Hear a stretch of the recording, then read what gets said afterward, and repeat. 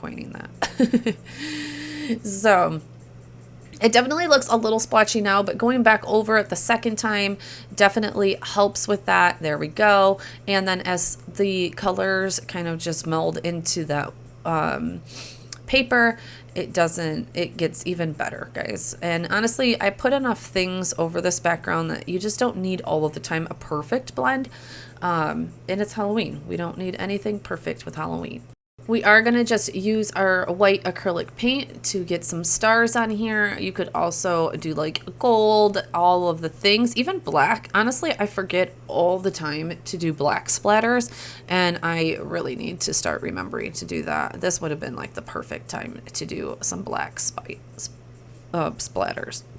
And I clean up our mess here, because my last card I got all disgusting. So we're going to clean up our mess. Glass boards are amazing to be able to just clean and go.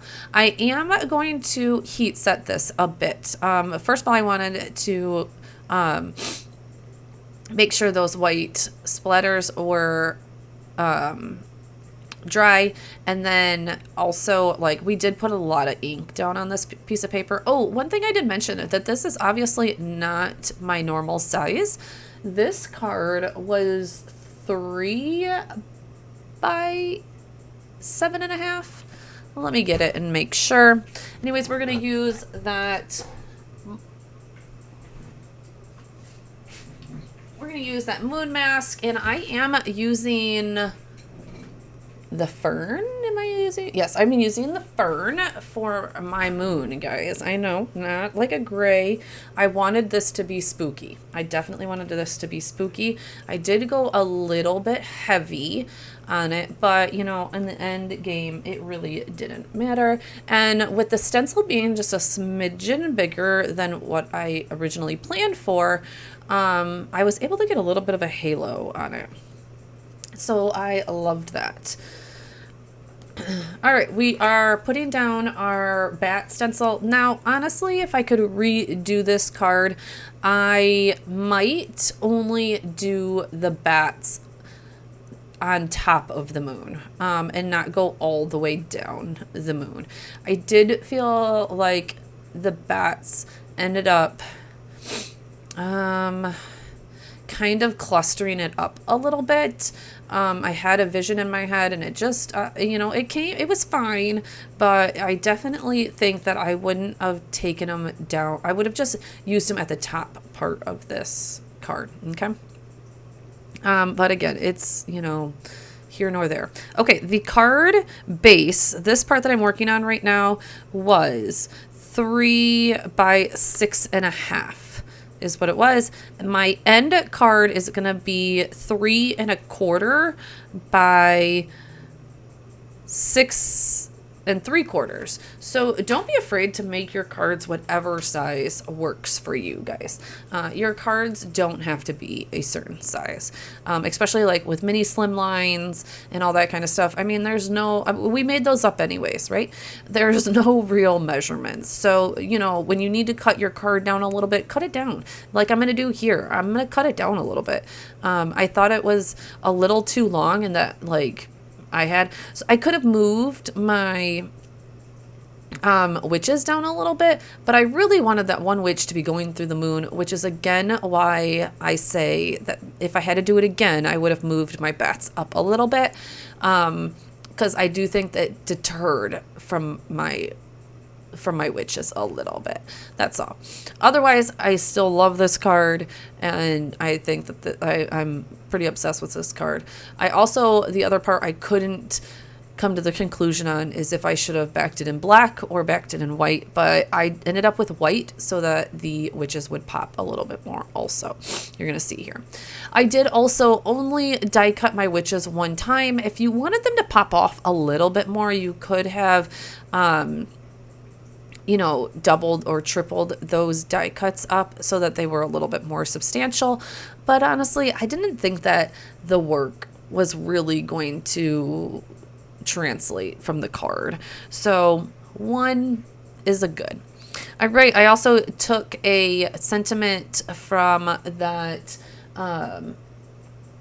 stamp set that you just seen, and the one that says be careful, beware, Halloween is in the air. I loved that one. Since the witches were in the air, we are going to emboss this on black. So we got our sticky ink, our Versamark, and then our white embossing powder. You do want to do some anti-static powder to that. I ended up getting this fancy little tray now that I don't have to use a coffee filter. Yay, go me. These were like pretty cheap at Hobby Lobby. So get yourself one if you are still using coffee filters like me. But yeah, so got one of those, and then we are going to heat and emboss this. There is no die for this one, unfortunately, so I did have to fussy cut around the sentiment, but honestly, it was a pretty quick and easy fussy cut through that sentiment. Look at that. I love that. And so we're going to get out our trusty scissors and fussy cut right around that. You also could have just gotten out a square die, a circle die. You could do several different things so that you don't have to fussy cut. If you are not a fussy cutter, I didn't mind. All right, we're going to put that down. I also obviously did not double that up because, again, I fussy cut that. All right, so we are going to make a backing here. I am measuring that out. And I'm like, I just felt like there was just too much space down there. I felt like it was just like, if I left that much space, I was going to have to figure out something else to do. So I'm like, no, we're going to chop it off. Here I go. And I'm like, and then I didn't want to chop off the purple because I didn't leave that much purple to begin with. So bye-bye goes the yellow. Let me know what you think of this Halloween rainbow. I don't know if that is a thing, but I'm making it a thing now.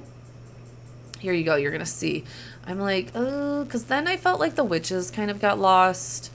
And then when I put it on white, I was like, yeah, I just think that it made the rainbow stick out a little bit more along with the witches. So we kept that. We're going to measure it again. We're going to put that base right on that note card and glue that down with our Barely Arts glue. Cut off the little pieces. Honestly, you could have probably left the little pieces. That would have been cute too, because honestly, this card is way smaller than a letter size envelope, and that's what you could put it in. If you do not want to make your own envelope, you can just put it in a letter size one and honestly keep those sides, but I do cut them down. Also, I put my white gel pen highlights on there, and they're gonna reflect a little bit of the light, right?